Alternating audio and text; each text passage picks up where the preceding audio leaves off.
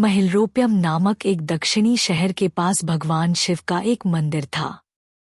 वहां एक पवित्र ऋषि रहते थे और मंदिर की देखभाल करते थे। वे भिक्षा के लिए शहर में हर रोज जाते थे और भोजन के लिए शाम को वापस आते थे। वे अपनी आवश्यकता से अधिक एकत्र कर लेते थे और बाकी का बर्तन में डालकर गरीब मजदूरों में बांट देते थे, जो बदले में मंदिर की सफाई करते थे और उसे सजावट का काम किया करते थे। उसी आश्रम में एक चूहा भी अपने बिल में रहता था और हर रोज कटोरे में से कुछ न कुछ भोजन चुरा लेता था। जब साधु को एहसास हुआ कि एक चूहा भोजन चोरी करता है, तो उन्होंने इसे रोकने के लिए सभी तरह की कोशिशें की।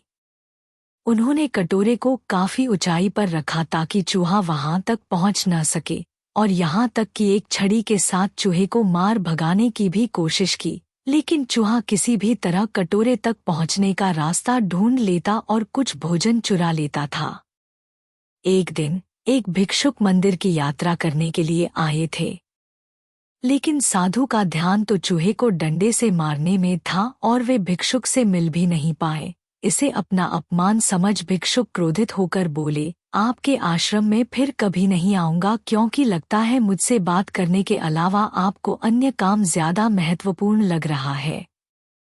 साधु विनम्रतापूर्वक चूहे से जुड़ी अपनी परेशानियों के बारे में भिक्षुक को बताते हैं कि कैसे चूहा उनके पास से भोजन किसी न किसी तरह से चुरा ही लेता है। यह चूहा किसी भी बिल्ली या बंदर को हरा सकता है। अगर बात मेरे कटोरे तक पहुंचने की हो तो मैंने हर कोशिशें की हैं, लेकिन वो हर बार किसी न किसी तरीके से भोजन चुरा ही लेता है। भिक्षुक ने साधु की परेशानियों को समझा और सलाह दी, चूहे में इतनी शक्ति, आत्मविश्वास और चंचलता के पीछे अवश्य ही कुछ न कुछ कारण होगा।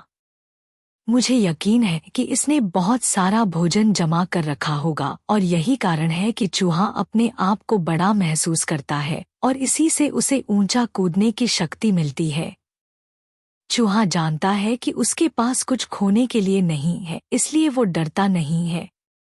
इस प्रकार साधु और भिक्षुक निष्कर्ष निकालते हैं कि अगर वे चूहे के बिल तक पहुंचने में सफल होते हैं तो वे चूहे के भोजन के भंडार तक पहुंचने में सक्षम हो जाएंगे। उन्होंने फैसला किया कि अगली सुबह वो चूहे का पीछा करेंगे और उसके बिल तक पहुंच जाएंगे।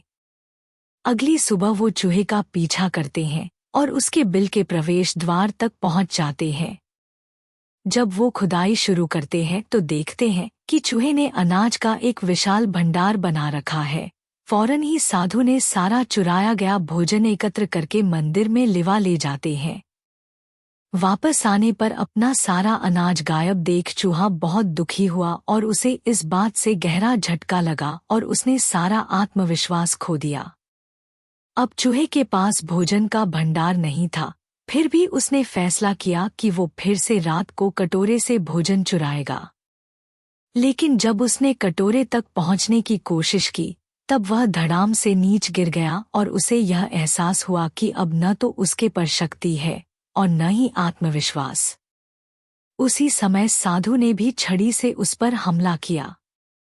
किसी तरह चूहे ने अपनी जान बचाई और भागने में कामयाब रहा और फिर वापस मंदिर कभी नहीं आया। यदि हमारे पास भी संसाधनों की कमी न हो तो हम में भी अद्भुत शक्तियां और आत्मविश्वास की कमी कभी नहीं आ सकती।